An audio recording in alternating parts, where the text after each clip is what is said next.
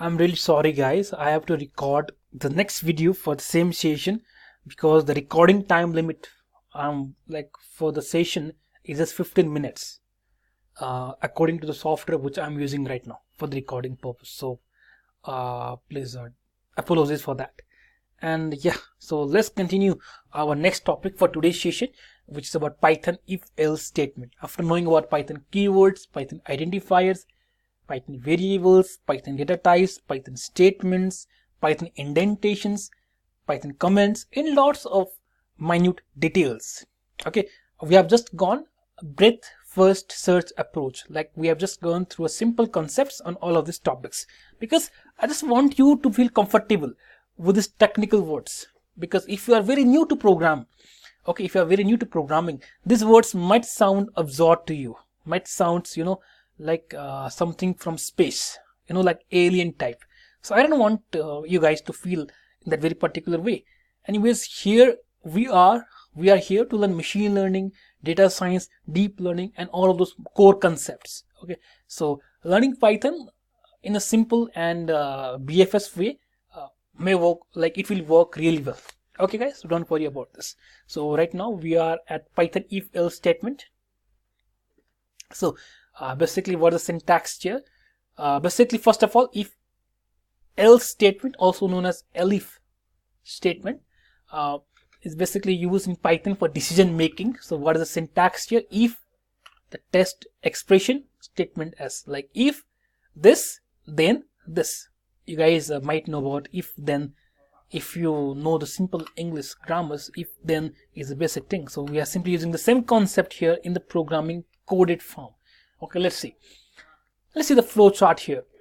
We have that given text expression. If given text expression is true, we will have certain output. If it is false, it will quit the loop.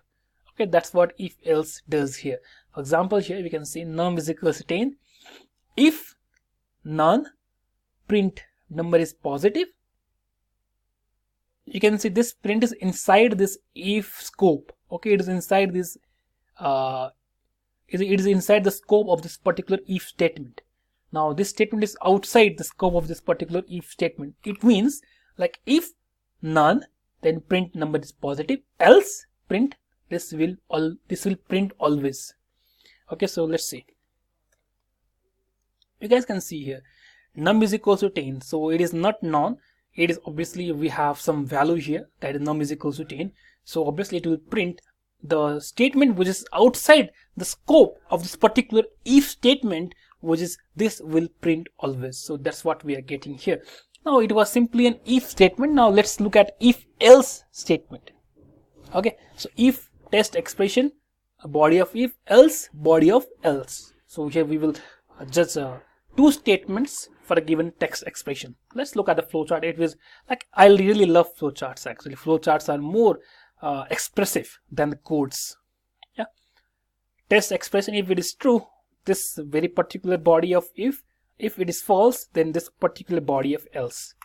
That's and final it goes to the next pipeline of the program. Yeah, num is equals to 10. If num is greater than 0, print positive number, else print negative number. So obviously it will print the if part, since it satisfies since the num satisfies the given text expression, it will print positive number. So far more clear. Now if elif else statement. So let's see what it is all about. So guys, elif statement is particularly popular in Python only. You can't find elif in C or C++. Let me clear. Okay, so if test expression, body of if.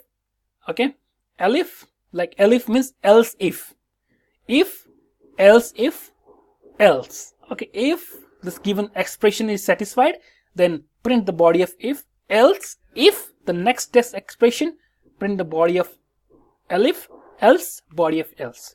So let's see the flowchart here. It is far more clear from here.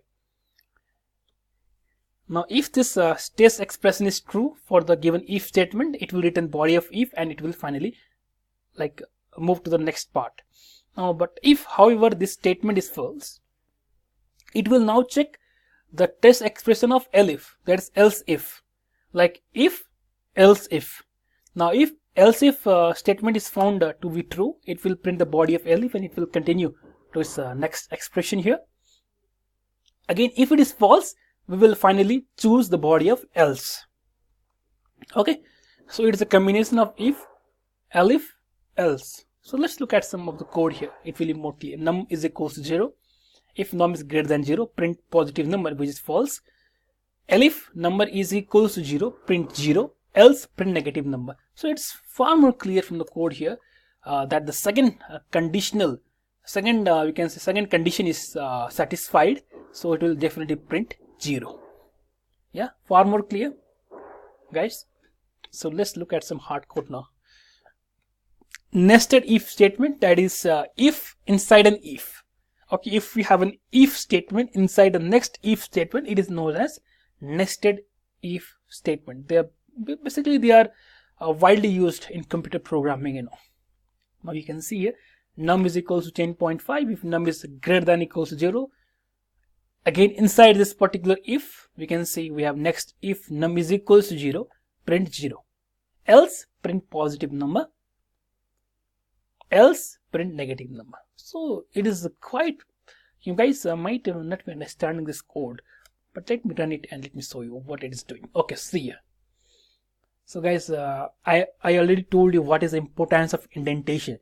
Now you guys will realize like how much important, you know, like indentation in Python is all about. Let's see. First of all, num is equals to 10.5. If num is greater than equals to 0, that is, this condition is satisfied. Well and good. Again, inside this if, we have next if which says if num is equals to 0, print 0. But num is 10.5, so definitely it will not print this statement. It will move to else part. Else print positive number. Okay. So definitely it will print positive number. Now look guys, this very particular part, as I see here, as I tell you, like this very particular part is inside this particular if statement. Okay, this is a complete if statement. Okay, and meanwhile inside this else part we have this particular print statement. So if number was less than 0, obviously we will print negative number. Here number is 10.5, so definitely we will print positive number. It is neither 0 nor negative, it is positive number. Yeah, so that's what we get. Now Python program to find the largest element among the numbers. We have the 3 numbers here.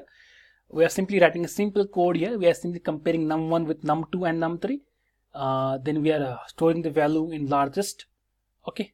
Again, we are comparing num2 with the num1 and num3. Again, we are putting our value in largest variable. If both of these conditions are false, we are using else. Okay. So if this, then this. If it is satisfied, then this. Else if, that is elif. Elif, this condition, then this. If both of these conditions are false, else this. Okay, it is far more clear. There is nothing like a difficult code to write here. Yeah, I feel this if statement, if else statement, if elif else statement, nested if statement are far more clear, guys. Look, Python is all about conditions, loopings, and functions. If you guys understand how to write if else statement, how to write loops, how to write functions, yeah, you guys are master in Python, believe me. Okay, this is what you guys must know. Okay, so yeah, I feel you guys are okay with if else statements and all. So now I want to move to the next part, which is looping part. Python for loops.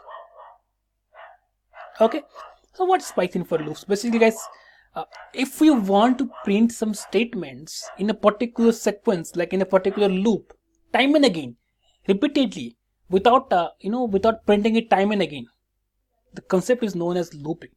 That is the basically there are lots of loop used in Python. Basically here we will focus on for loop and while loop, which are widely used in programming. Yeah, so let's look at the for loop first in this particular video session, and we will continue with the while loop and the break statement in the next video. Hope it is fine with you all. Yeah, okay, let's see.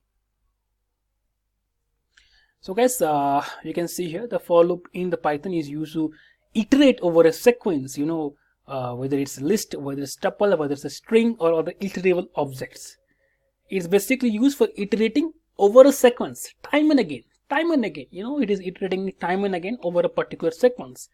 The syntax here is for element in a given sequence, for element in sequence, colon, body of for. That's what the syntax here is all about. Let's forget the syntax and let's see the flowchart first, and then we will get back to the syntax after we complete our syntax, after we complete our flowchart part.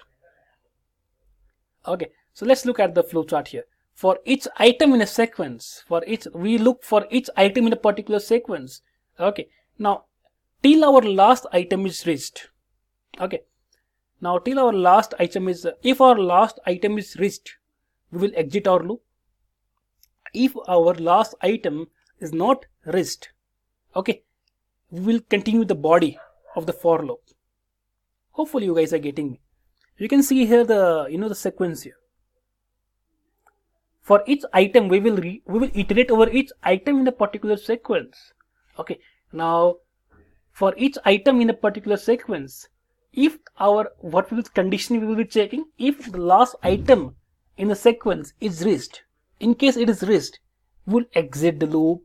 If the last item is not reached, okay, in that case what we will do is that we'll simply we'll continue with the body of for, and we'll simply continue according to the given conditions. So that's what the for loop is doing here. So it's quite far more simple, guys. So you guys can easily get this concept. So now let's go through a sort of example here, short and sweet example of for loop, like how the for loop is working in a coded form. Let's see, guys. So guys, in this code here, we are trying to find the product of all the numbers present in a given list. That's what we are trying to do.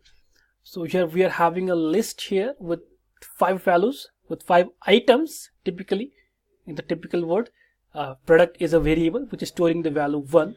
Now we are trying, basically what we are doing is that we are simply iterating over the list. Okay, so for each element in the list, it is a given list. For each element in the list, product is equals to product into element.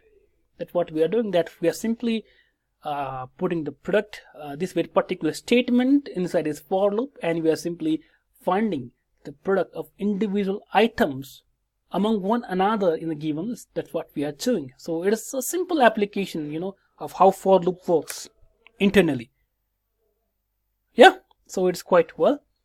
Now the next function which I want to talk about here before introducing you with the for loop with else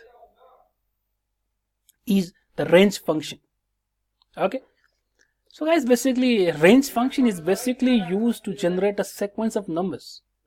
Okay, and yeah, if it is range 10, it will return the number from 0 to 9. Okay, so that's what the range function does. It is far more simple. And for I in range 10, it means the value of I are ranging from 0 to 9. And if you are printing I, it will print from 0 to 9. It's far more simple. Nothing so fancy. Yeah, nothing so fancy here. Now again, as we see here, for I in range 0, 20, 5, print I. So what it says, it's the given range of numbers start with 0, it ends with 20, and the stepping value is of size 5. Okay, that is after 0, we will have 5, then 10, then 15, then the last value will be the value which is the last value will be excluding 20. Okay, it will be till 19. Let me show you. Let me show you. If it is 21, you can see it is also printing the 20. Okay, it is a beginning index. It is n-1 index, and meanwhile it is basically the stepping value. Okay, so in this way we can use the range function. Now we have the list of strings here, and for element in list, print element. So it is far more simple here. So guys, actually we are actually short of time right now, so we will continue with this for loop with else from the next video. Hopefully you guys enjoy this video, and I will cover for loop with else along with while loop and the break continue statement in the next and final video of the today's session. So hopefully you guys have got the concept in now. If you guys have any doubts, leave your doubts in the comment section below. I will be more than happy to help you. Okay guys, so love you all and stay tuned guys. More videos are coming on the way.